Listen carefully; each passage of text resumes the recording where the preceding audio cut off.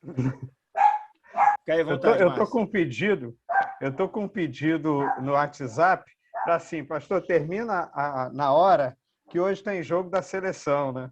Ai, Ou meu seja, Deus. jogo do Flamengo, né? Mas vamos ver se a gente consegue, né? Terminar na hora. Esse negócio de Agora, jogo para lá, povo, é muito melhor o curso. agora, ô Denise, eu tô o com uma Santos. dúvida. De que isso, rapaz? Flamengo e eu nem sei quem. Mas eu tô com uma dúvida, porque eu estava com uma ovelha até então aqui, e aí chegou o marido da ovelha, a ovelha sumiu, ficou o marido, que também é ovelha, né? Agora eles fecharam a câmera. Então, assim, eu queria saber se estão revezando, né? Ou se... Né, Daniel? Mas tudo bem.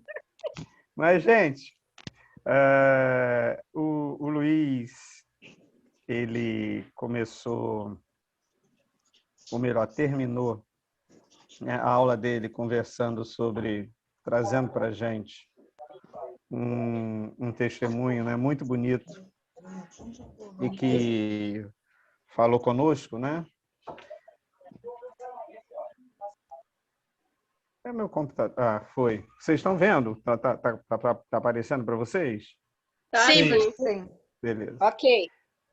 Então, eu queria começar também falando um pouco do meu testemunho, né? E incentivando também os irmãos nesse sentido. Eu não venho de uma família evangélica, né? Eu, com 17 anos, eu já tinha lido mais de 50 livros espíritas kardecistas, né? Espírita kardecista. Bom, então minha família não frequentava centro algum, mas era um leitor voraz do kardecismo, né?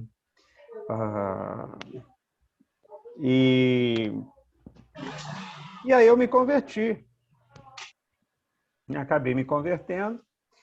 E foi muito interessante porque uma menina no colégio havia se convertido e me chamou para eu ir conhecer uma menina na igreja. Olha só, tem uma menina, Márcio, que combina com você. Eu, ímpio, né? Então, assim, não vou perder, né? Vou lá para conhecer quem é essa menina, né? E cheguei lá na igreja e cheguei bem cedo, né? E comecei a olhar as meninas que iam chegando. E aí eu bati o olho em uma e pensei comigo, bom, se não for aquela, eu quero conhecer aquela, porque nem foto eu tinha visto, né? Aí acabou que é minha esposa, né? A gente casou e Gabriela orou, né? Orou na simplicidade de uma criança, né? Nós éramos crianças faz pouco tempo atrás, bem pouco tempo. E ela depois disse que orou ao Senhor dizendo, olha, Senhor, ela nunca tinha namorado e pedindo, olha, se for da tua vontade, então que ele se converta, né? Isso foi numa terça-feira que eu a conheci. E aí, quando eu voltei num sábado, numa reunião de jovens. Na reunião de jovens, o líder fez um apelo e eu me converti. E aí, no sábado mesmo, a gente começou a namorar. Né? E estamos, né, entre namoro, noivado e casamento, são 31 anos. Né? 31 anos. E lógico, nessa família que era kardecista, né? Eu comecei a romper, né, com tudo isso para ir à igreja, frequentando a igreja, se envolvendo, lendo as escrituras, lendo a Bíblia, né, e ingressei no seminário. Quem pagava o seminário era o meu pai, né? Eu estudava na UFRJ e depois ia direto para o seminário, né? Então ficava o dia todo fora. E estudei assim o primeiro semestre no seminário. E aí terminou o primeiro semestre, meu pai veio com uma desculpa, e eu sabia que era desculpa, né, dizendo que não podia mais pagar o seminário porque não tinha recurso. E aí eu vou falar o quê? Né? Ele deu a desculpa do recurso, eu vou falar o quê? Então comecei a chorar e fui para casa. Aí a gente viajou entramos no final de ano e viajamos, né? Fomos até lá para a casa da Vanessa, que é prima da minha esposa, está aqui também com a gente. E eu lembro até hoje, no último dia que a gente estava lá, voltando, eu fiz uma oração muito simples. E dizendo, olha só, eu não sei o que fazer. Não tem nada que se possa fazer. Eu só vejo uma saída. Assim, que o Senhor providencie alguém que pague para mim. E aí eu voltei. Né, quando foi no domingo, a gente não tinha falado nada disso para ninguém. Conversando, né, normalmente, só eu e Gabriela sabíamos disso. Um irmão veio me procurar. E aí, Márcio, como é que está o seminário? Coisa e tal. Eu falei, não, eu tive que trancar. Mas por quê? Falta quanto tempo? Faz o seguinte, Márcio, a partir de hoje eu pago para você. E ele pagou o seminário até o final. No final, eu não precisava mais que ele pagasse. E ele dizia, não, Márcio, eu tenho sido tão abençoado que eu preciso continuar pagando. E ele fez questão de pagar até o final os seminários, sabe? E aí, vim parar na igreja de Caraí, esse ano completando 21 anos na igreja. Quando eu chego mais ou menos aos 18 anos de conversão, né, uns 18, 20 anos, minha avó se converte com 80 e poucos anos, se converte na igreja, uma família completamente espírita kardecista, e aí eu batizo minha avó. Depois que eu batizei minha avó, alguns anos depois, batizei minhas duas filhas. Depois que eu batizei minhas duas filhas, eu batizei minha mãe, que se converteu. Depois que eu batizei minha mãe, agora há pouco tempo, recentemente, ano passado, no meio da pandemia, eu batizei meu irmão, né, que se converteu, e agora só falta papai, que está com o coração muito aberto, né? Então, ou seja, basta a gente orar, né, e ser perseverante. Orar e ser perseverante. Né? E orações simples, Deus nos ouve, Deus alcança as nossas vidas, Deus conhece cada um de nós, Deus sabe do que a gente precisa, né? E, na verdade, eu não deixo de ter discipulado também a minha família. Lembra que Luiz, em todo momento, enfatizava que o discipulado é vida na vida. Eu acho muito interessante que eu tenho uma parte da família muito grande que ainda é católica e muito praticante mesmo.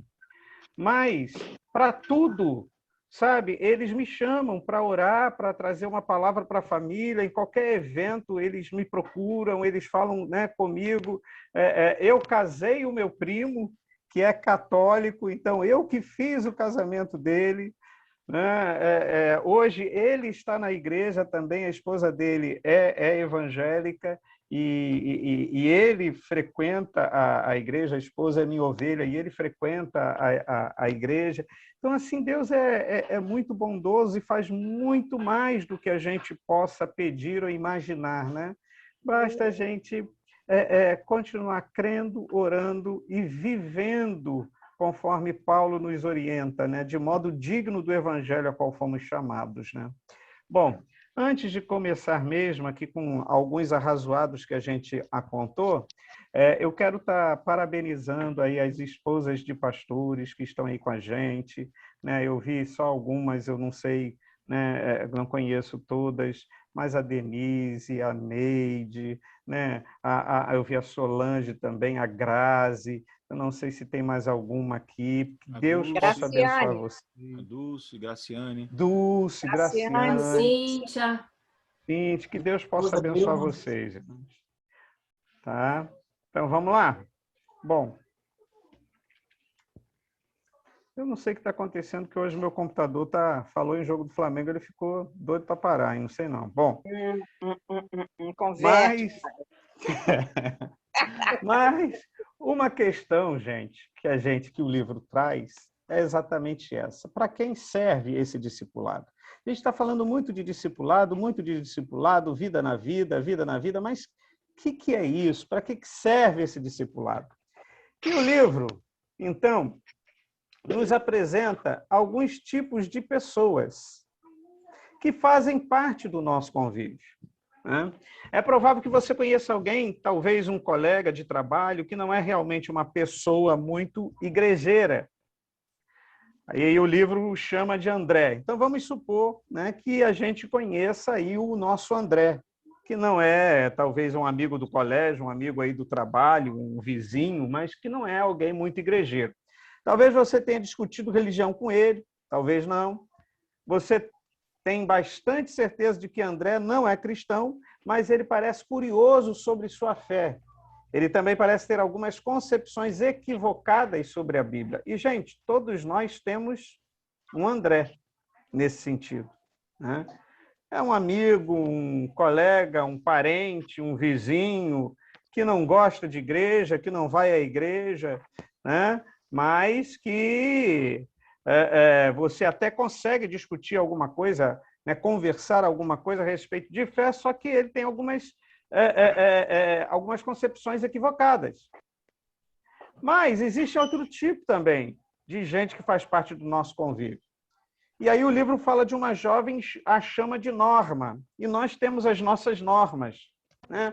Aqui no livro há uma pessoa de 20 e poucos anos, recentemente, que começou a frequentar seu grupo de estudo bíblico. Ela parece ser uma cristã relativamente nova e sabe muito pouco sobre a Bíblia, mas está ansiosa para aprender mais. Norma é uma pessoa, é um crente recém-convertido, é um crente novo, é um crente recente que tem sede das Escrituras, tem sede da palavra, né? Eu lembro como eu no início, né, tinha uma sede insaciável das Escrituras, né? Leio muito até hoje, mas no início eu entrei no seminário para conhecer mais a Bíblia, né? Eu entrei no seminário para isso, nunca imaginei ser pastor. A minha ideia, né, para entrar no seminário era exatamente para conhecer mais das Escrituras, né? Norma é esse tipo de crente que a gente às vezes conhece, chegou agora, quer conhecer as Escrituras e está lá, crente fiel, mas quer conhecer um pouco mais das Escrituras. E tem também um outro tipo de gente, talvez um jovem que seja um cristão agradável e totalmente comprometido, e aí o livro chama de Júlio. Ele é o voluntário no berçário do domingo por mês, um domingo por mês.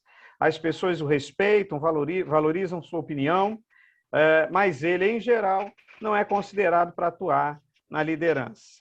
É aquela pessoa da igreja que é muito comprometida, que você pode contar, né, que atua em tudo que possa atuar, trabalha em tudo. Você olha para ele e sabe que pode contar com ele. Esse também é um outro tipo, é alguém que está quase que pronto, né? Precisa apenas de um treinamento, precisa apenas de treinamento.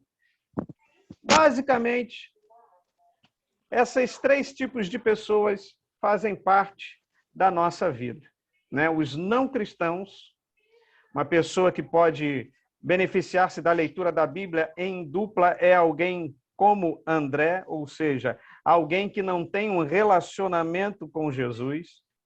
Sem dúvida, esse é o estágio mais estratégico para que a gente desenvolva um discipulado.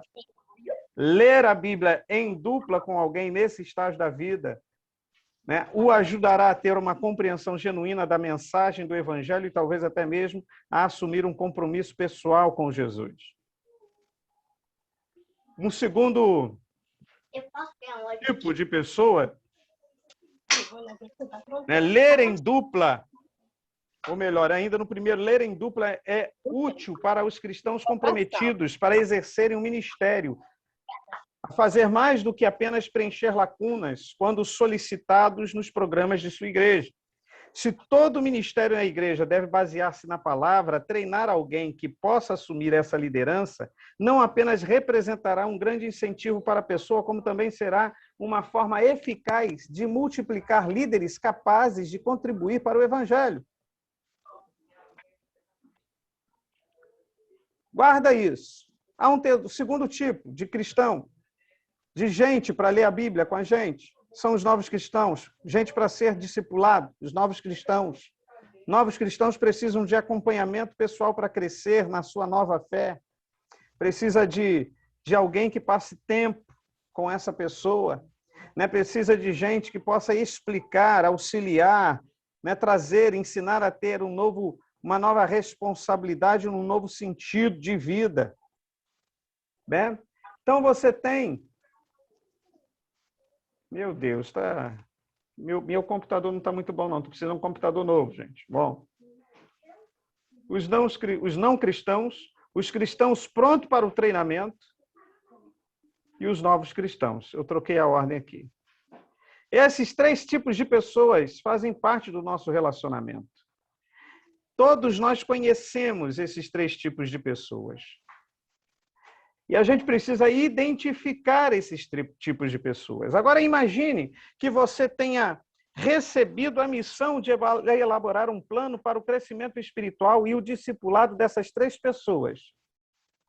Por onde você começaria? Imagina que você recebeu a missão de discipular um não crente, de discipular um novo convertido e de discipular alguém que está pronto para ser treinado. Por onde você começaria?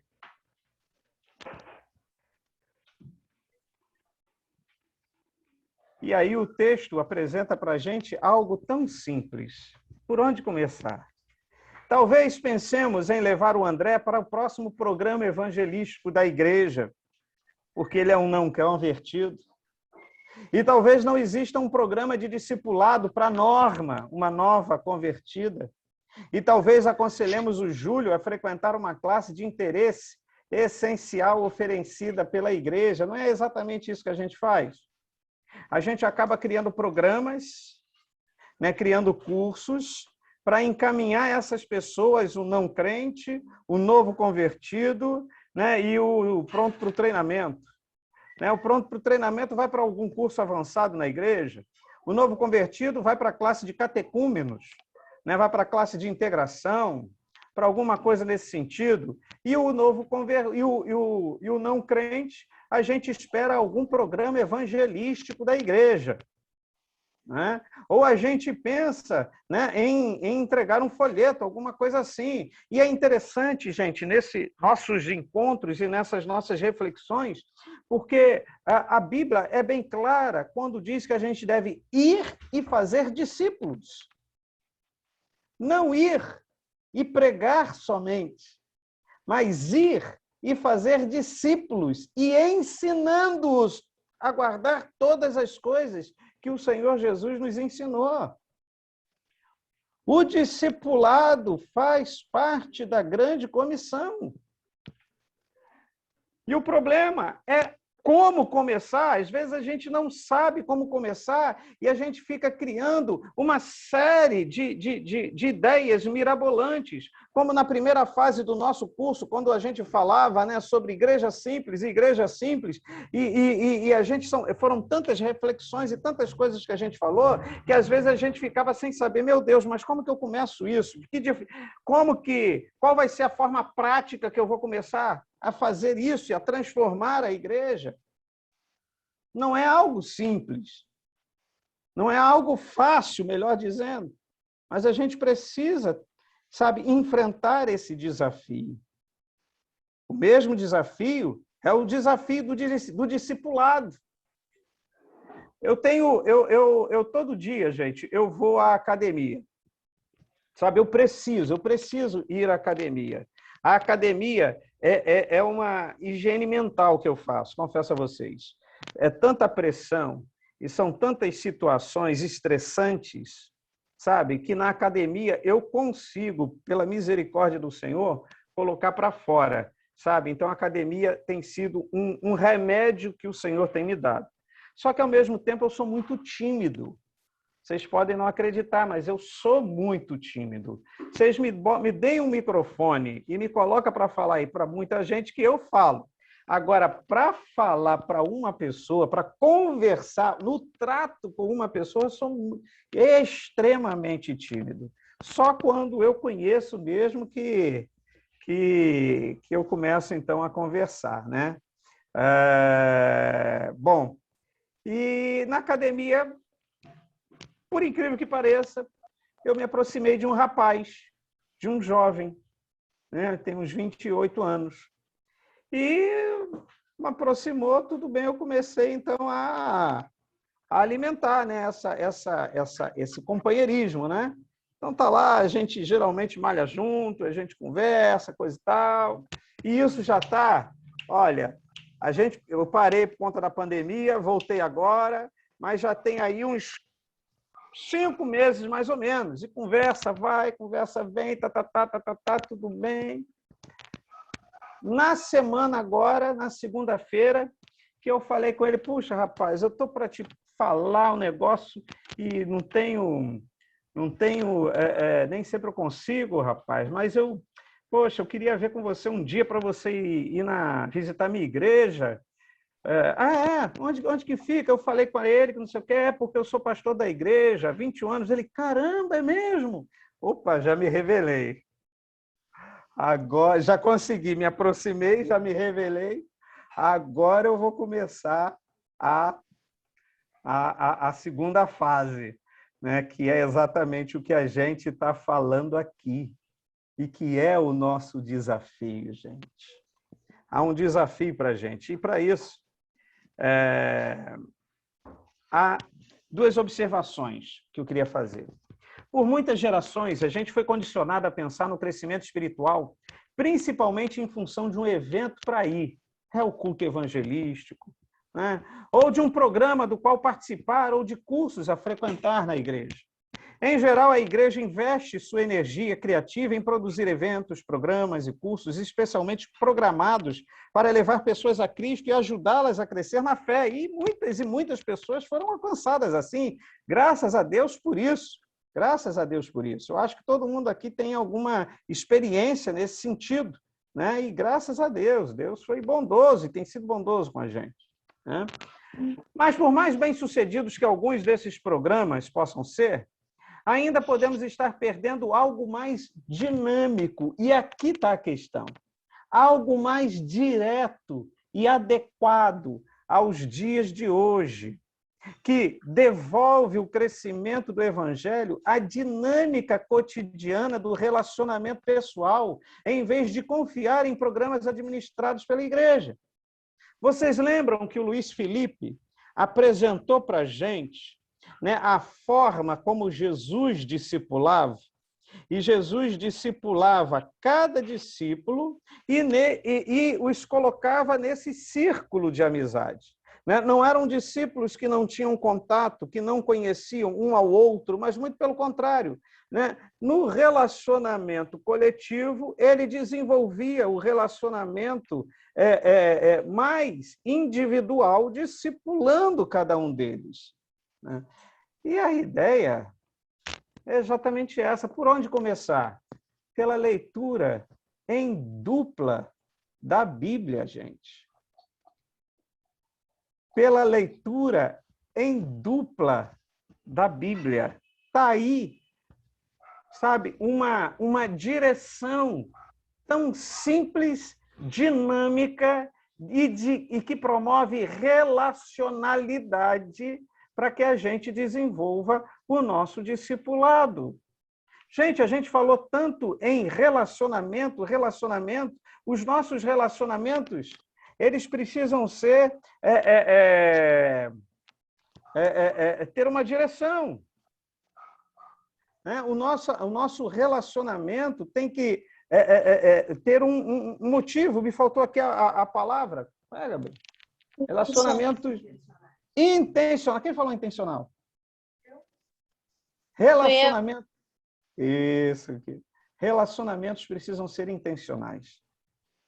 Os nossos relacionamentos precisam ser intencionais. E a partir dessa intencionalidade nos nossos relacionamentos, a gente pode desenvolver leituras em dupla da Bíblia. Sabe? Esse é o motivo. A Bíblia é que transforma no poder do Senhor as nossas vidas. Ler em dupla é uma variante da atividade cristã mais central e básica, que é ler a Bíblia, só que na companhia de alguém. No livro A Treliça e a Videira, os autores sonham com essa ideia, falam por diversas vezes e incansavelmente sobre essa ideia. E essa simples ideia pode influenciar o crescimento do evangelho, não apenas em sua própria vida, como na vida de seus familiares e amigos. E eu vou pedir aqui às minhas ovelhas que estão aqui que não comentem ainda, não comecem ainda, porque a gente vai começar em nossa igreja um movimento exatamente assim, de leitura da Bíblia em dupla. Ou talvez, ainda estou pensando, nos pequenos grupos. Nós temos as nossas conexões e podemos desenvolver essa leitura das Escrituras nesse sentido. Imagina toda a sua igreja lendo as Escrituras em dupla, reverberando as Escrituras, logicamente, a partir, sabe, da direção dada pelo pastor, da pregação, né, expositiva do pastor, mas reverberando a leitura bíblica. Que transformações não podem acontecer se a Bíblia é a responsável pela transformação das nossas vidas? A gente tem a mania, né, primeiro, de achar que os resultados eles vêm de nós. Quem convence do pecado, da justiça e do juízo ainda é o Espírito Santo, não somos nós. Sabe? Não é método, não são métodos, né? Não é a nossa capacidade, nem o nosso conhecimento bíblico, doutrinário, teológico. Mas quem convence do pecado, da justiça e do juízo ainda é o Espírito Santo de Deus. E isso se dá através do quê? Da leitura das Escrituras. A fé vem pelo ouvir e ouvir as Escrituras, a palavra. Então, aqui está um mover, sabe? Interessante, que é fácil da gente começar. E eu quero apresentar 4 benefícios palpáveis na leitura em dupla, que pode ser estabelecida a partir da leitura em dupla. Primeiro, é a salvação em Cristo, né? Uma vez que você pode alcançar não crentes. E aqui a minha ideia aqui é alcançar esse rapaz da academia, o nome dele é Vinícius.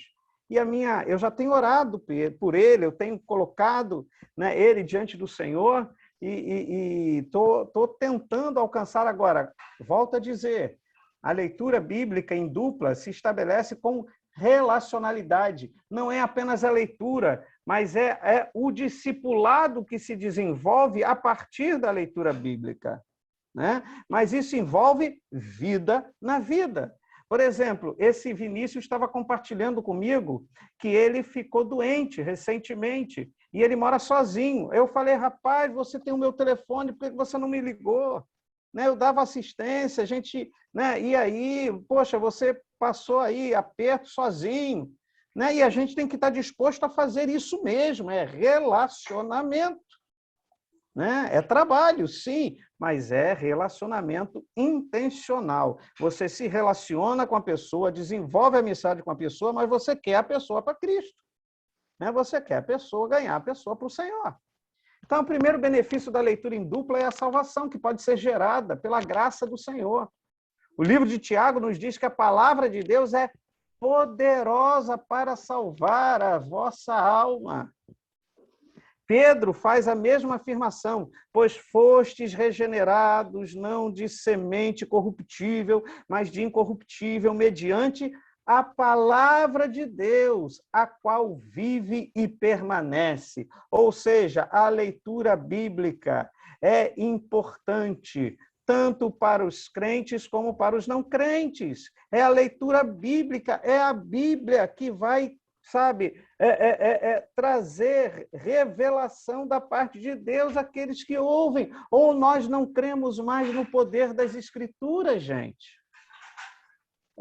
E isso passa a ser um problema do nosso tempo. Às vezes, nós corremos o risco de colocarmos a nossa fé em grandes pregadores das Escrituras, em grandes expositores das Escrituras, como que se o poder estivesse naquele que as expõe e não naquele que as revela, que é o Senhor. O poder não está em quem prega, gente. O poder está na palavra. O poder pertence à palavra de Deus, sabe? Ela é a revelação, sabe? Ela ainda é a nossa bússola, né? Ela é o nosso, né? Ela precisa ser posta no centro da nossa existência. Bom, um outro benefício que a gente pode trazer é a santificação. A leitura da Bíblia em dupla também promove santificação. Nós somos chamados a encorajar uns aos outros e edificar uns aos outros, tantos textos que falam sobre isso. Somos chamados a instruir uns aos outros, falar a verdade uns aos outros, a ensinar e admoestar uns aos outros, com a sabedoria da palavra de Deus, como a incentivar uns aos outros a amar e fazer boas obras. Como que a gente incentiva uns aos outros? Como que a gente dá força um ao outro, gente?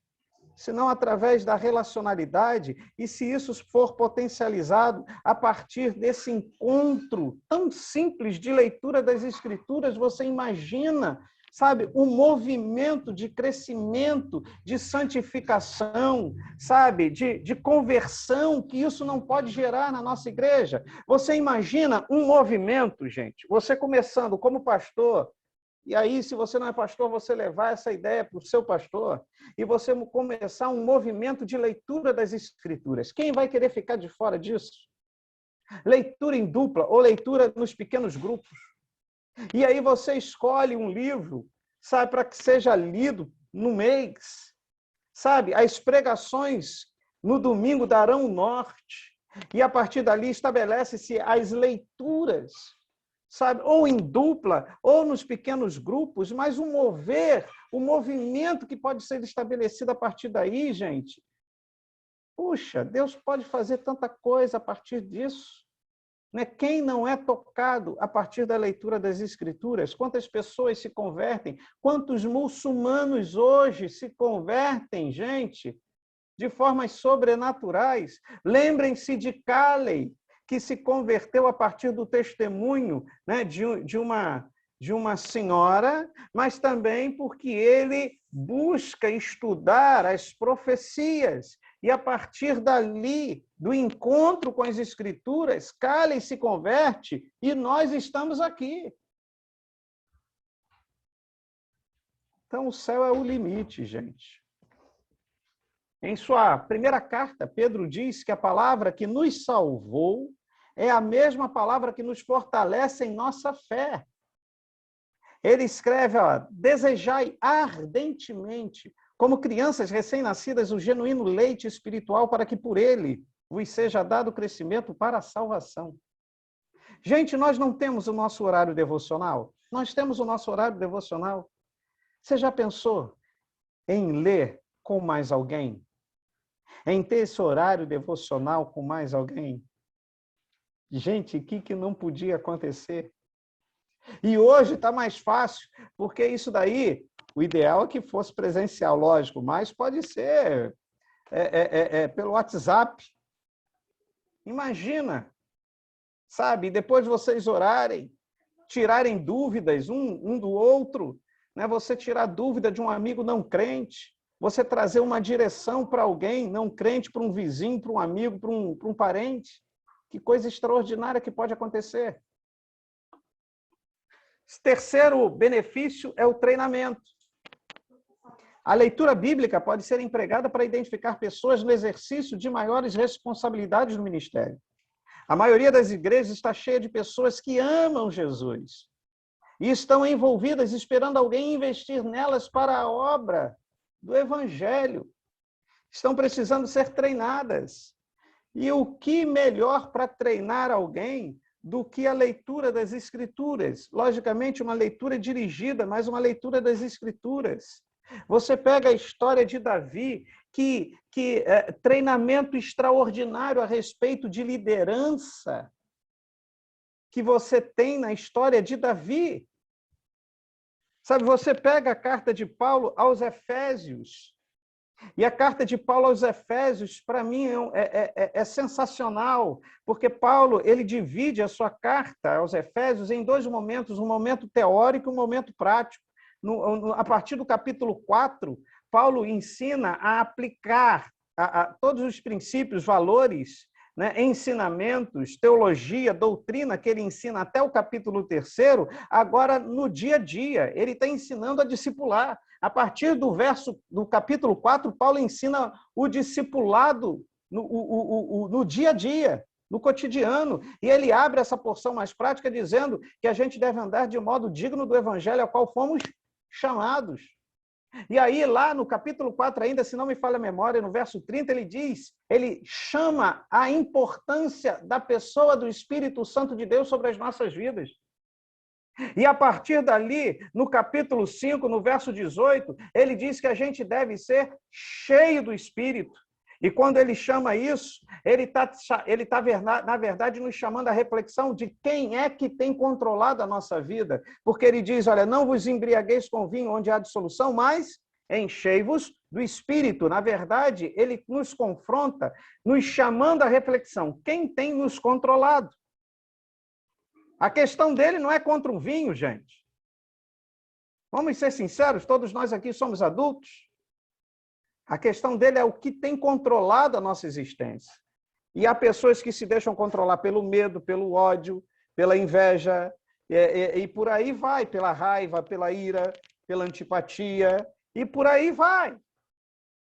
E Paulo, mais uma vez, nesse discipulado do dia a dia, ele chama a necessidade da plenitude do Espírito para que o discipulado se efetive. E aí ele diz, olha, com adoração, cantando, com salmos e hinos, né? Cantando, adorando, sabe? Desenvolvendo comunhão, sujeitando-se uns aos outros. Paulo vai falando como esse discipulado precisa se estabelecer. E é interessante que, a partir do momento que Paulo apresenta a pessoa do Espírito Santo, ele apresenta, então, as relações humanas, a partir do capítulo 5, e vai assim até o capítulo 6.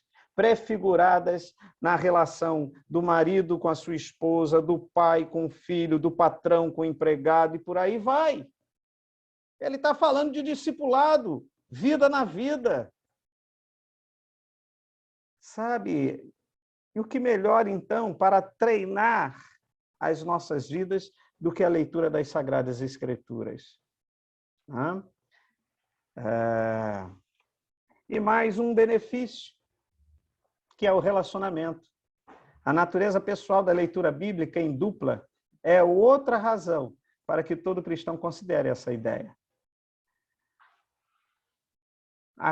O relacionamento, a amizade, o carinho, sabe? O sentimento de família que pode advir disso não tem preço. Sabe? Que pode surgir a partir disso não tem preço, gente.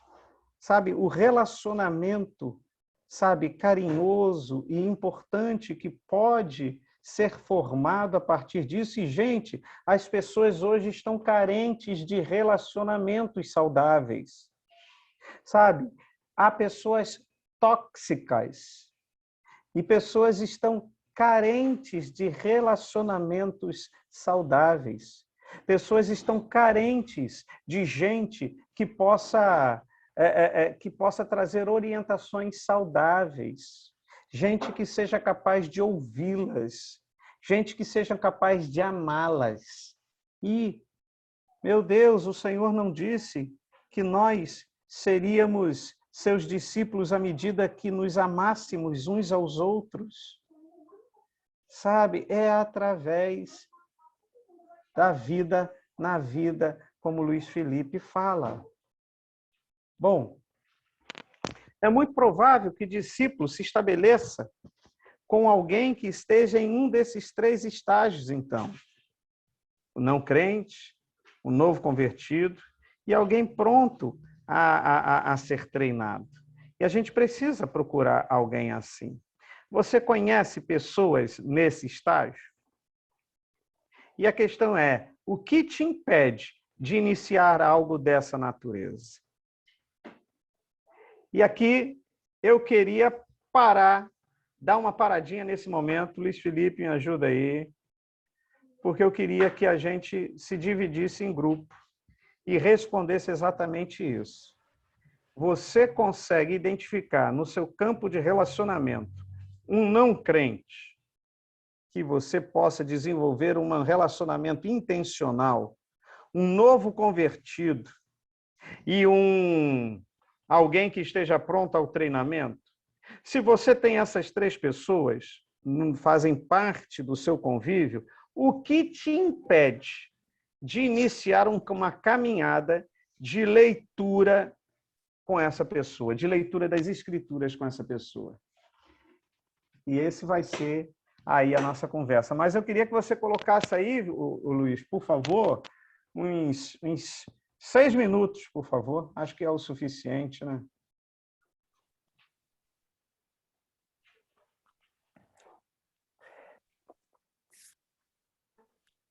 Mas vocês vão ter que ser sinceros, hein, gente? Bem honestos. Dizer o que impede.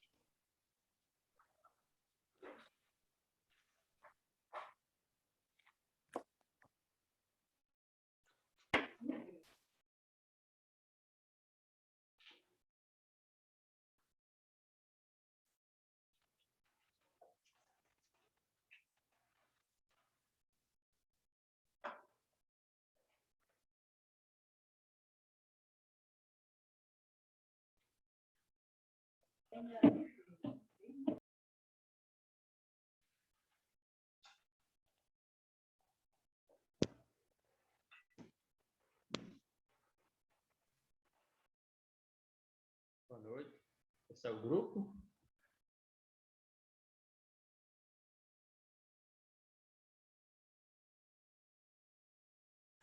Vocês precisam aceitar, tá, gente? Ingressar lá.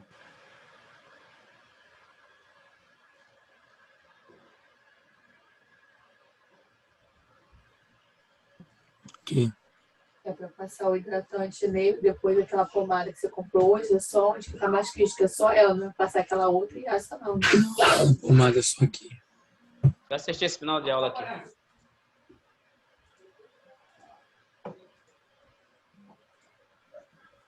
Pastor, não, não apareceu nada para me aceitar, não. Tô mandando aí. Vem para mim aqui, viu, pastor? Tô mandando aí, tô mandando. Santa Carol.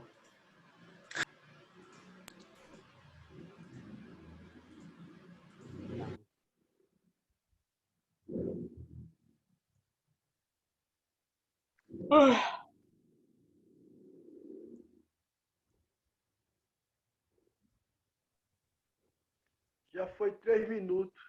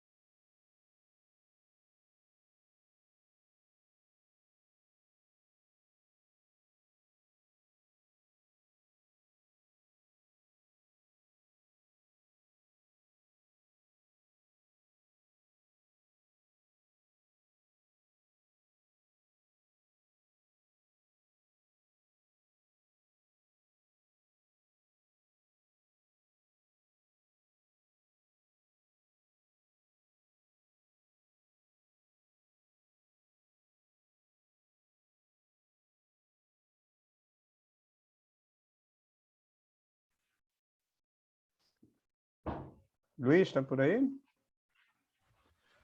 É porque já está terminando já, tem um grupo pessoal, tem muita gente nas salas, é porque o pessoal precisa aceitar. Eu não sei fazer de outra forma, entendeu?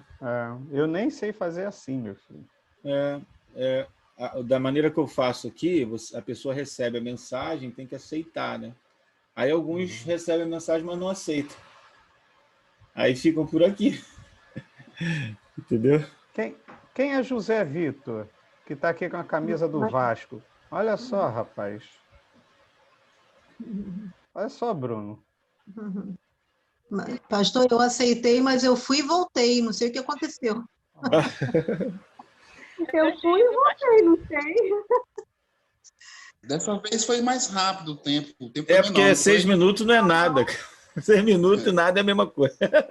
Rapaz, eu tô bobo com a coragem do José Vitor de botar a foto dele com a camisa do Vasco. Meu filho, pastor. Filho de quem? Aí na minha casa. Todo mundo convertido aqui. Rapaz, é um menino corajoso, hein? Menino corajoso, hein? Olha, não foi bom não, hein? José Maria, Vamos não lá, foi bom, gente. não. Foi muito pouco tempo. Essa cruz aí é de Malta, né? Essa cruz é do Calvário, não, é de Malta. Gente, e Foi aí? muito pouco tempo. Mas então fale rapidinho. E aí? Bem sucintamente, vocês conseguem ver que no relacionamento de vocês existem esses 3 tipos de pessoas? E eu sei que vocês, todos nós aqui, amamos as Escrituras. Amamos ler as Escrituras. Então, a grande questão é o seguinte: o que nos impede de iniciarmos um movimento desse? Eu sei que alguns podem falar, é tempo, né? Eu não tenho tempo, falta tempo, o meu tempo tá escasso. Confesso a vocês que o meu também. Mas eu acho que tempo tem a ver tem a ver um pouquinho com prioridades, né? O que a gente, então, precisa deixar ou diminuir? Sabe? Porque você é capaz de imaginar o movimento de discipulado transformador que pode ser gerado a partir de uma ação tão simples, né? A gente torna as coisas muito complexas e a gente vai vendo que torna as coisas muito complexas, né? Na nossa cabeça, discipulado era um negócio muito complexo, é ou não é? Todos nós. Muito complexo, não. Basta a gente parar, que seja por 30 minutos, e ler as Escrituras juntos. E grandes mudanças podem acontecer. Né? Grandes mudanças podem acontecer. Para encerrar, Vanessa está doida para ver o jogo. Meu Deus, para encerrar. Ô, pastor, posso falar um minutinho? 1 minuto? Claro, Gilson, por favor, pode falar. Eu tenho uma experiência assim, muito interessante, né? Eu trabalhei na década de 80 com um colega chamado Pedro Paulo, o antigo banco que foi comprado pelo Santander, né? E aí ele já era mais experiente que eu, ele foi mudado para uma agência em Araraquara, em São Paulo. E aí eu era novo convertido, estava com uma sede tremenda, eu fui até lá, saí de São Paulo, umas 3 horas de São Paulo, eu fui até lá para falar de Jesus para ele, porque eu gostava muito dele, né? Muito amigão. E aí o que acontece? Ele falou assim: Gilson, você perdeu seu tempo.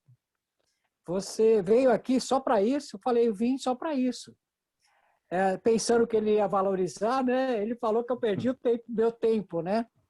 Aí depois de uns 13 anos, eu encontrei ele em São Paulo novamente e eu soube que ele havia se convertido, estava na Igreja Batista em Guarulhos, e eu mencionei para ele isso, né? Eu falei, rapaz, eu não perdi meu tempo, não.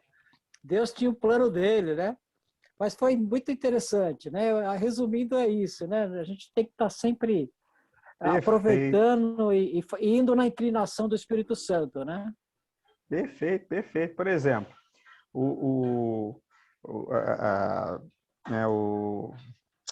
o padrasto aqui da minha ovelha, né, a Camila, que está aqui com a gente, ele era muito arredio, né, com igreja, né, e pastor, de modo geral, ele não dá muita fé a ninguém, não. Isso é verdade, ele é muito arredio mesmo, né? E eu lembro que uma vez a mãe de Camila foi conversar comigo e levou ele, né, para falar de algumas questões que estavam, né, passando, e eu dei razão meio que a ele.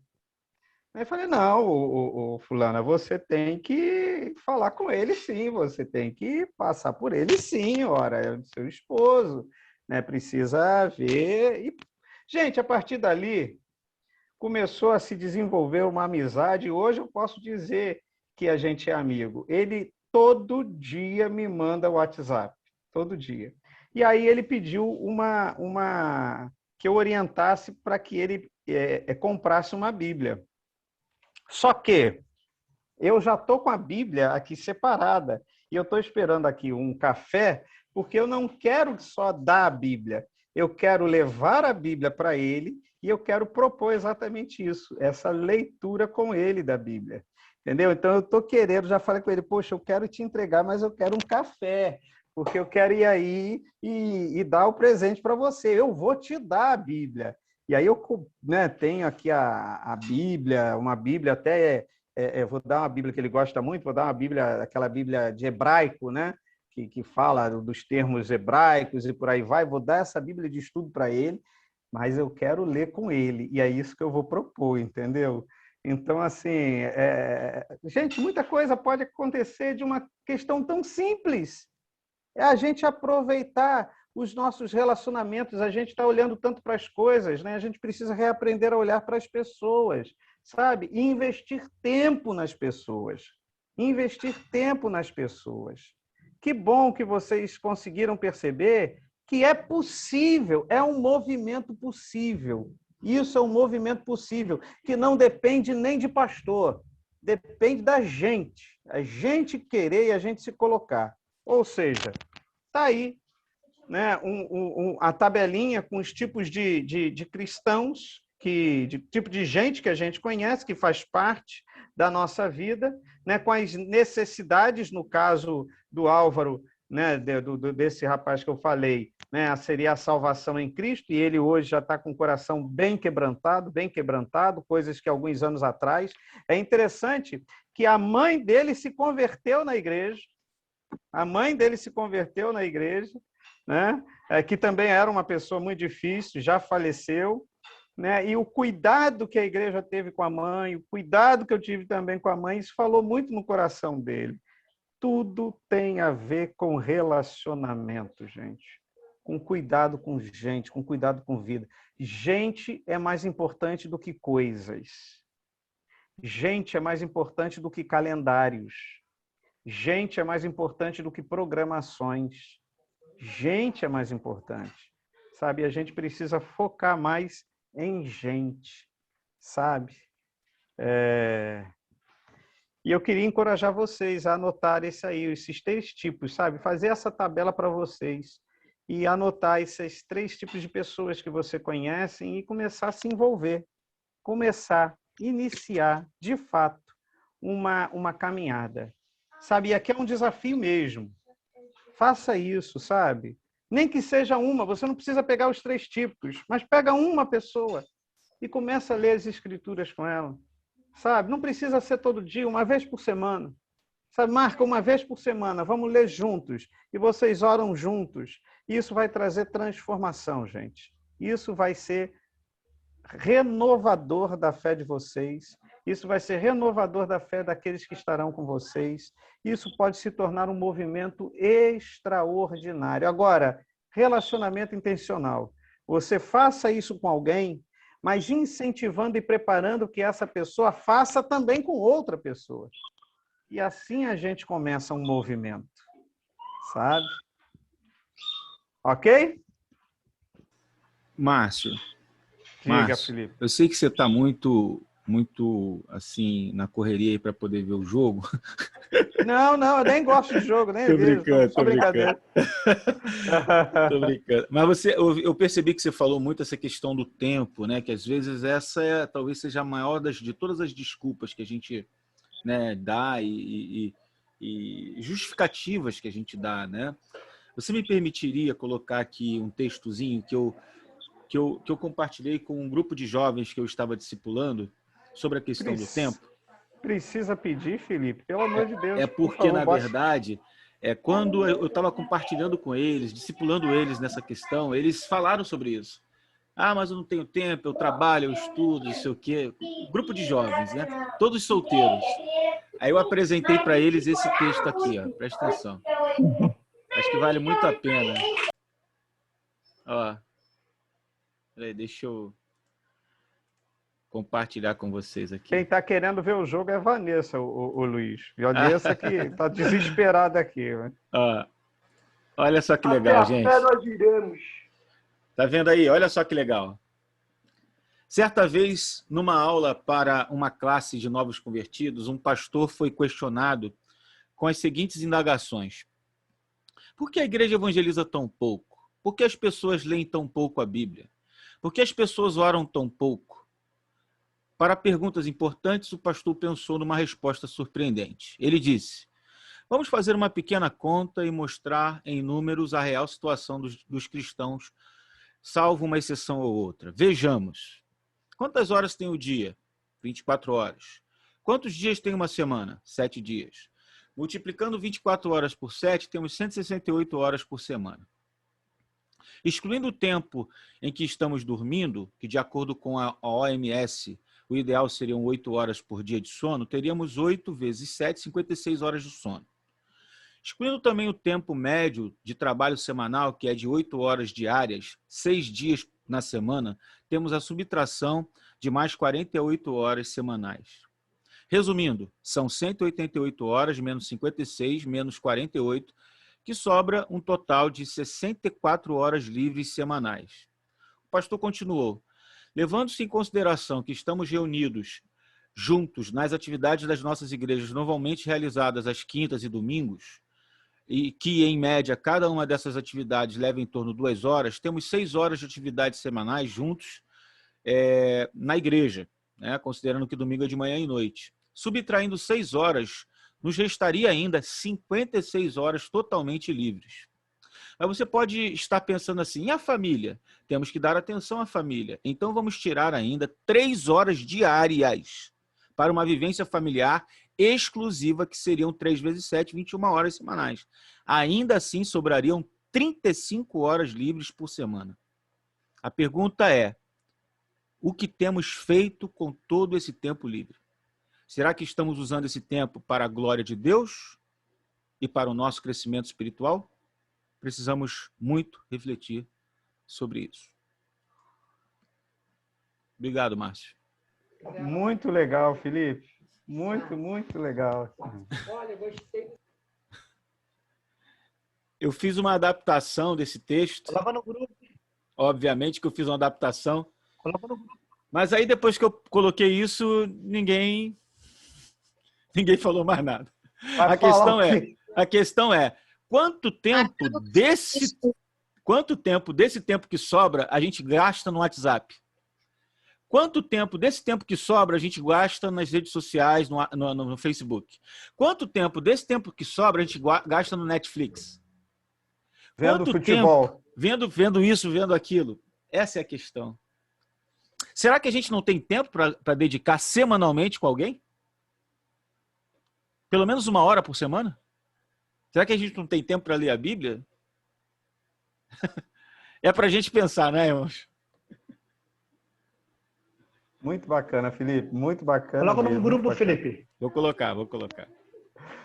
Que a gente saia daqui realmente hoje com essa intenção, com essa disposição, gente. Vamos criar um movimento, sabe? Vamos criar um movimento, inclusive. Outra coisa, gente, tudo começa com oração. Nós estamos no movimento de oração. Me permita aí, Felipe, falar sobre o movimento Ora Brasil. Sabe, todos os dias, das 7 às 8 horas, nós temos nos encontrado no Zoom para orarmos. sabe? Eu quero aqui conclamá-los, convidá-los para que estejam conosco das 7 às 8, orando, sabe? Orando, nós estamos orando. A gente precisa iniciar o nosso dia orando. E através da oração, sabe, a gente é capaz de adequar o nosso dia, conforme o Luiz aí acabou de ler para a gente, sabe? A gente ser administrador, né? Remir o tempo, a gente aprender a remir o tempo, porque os tempos, sem dúvida alguma, são maus, né? E assim a gente é capaz de criar um movimento a partir da oração, criarmos um movimento também de discipulado, sabe?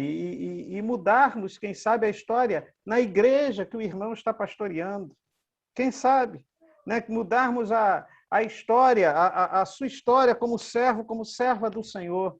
Que, de fato, esse encontro seja estimulante para você, meu irmão, minha irmã, e que a gente, de fato, sabe, seja desafiado a investir o nosso tempo lendo as Escrituras com alguém, tá bom? Que Deus abençoe vocês. Obrigado aí pelo tempo que vocês estiveram aqui com a gente.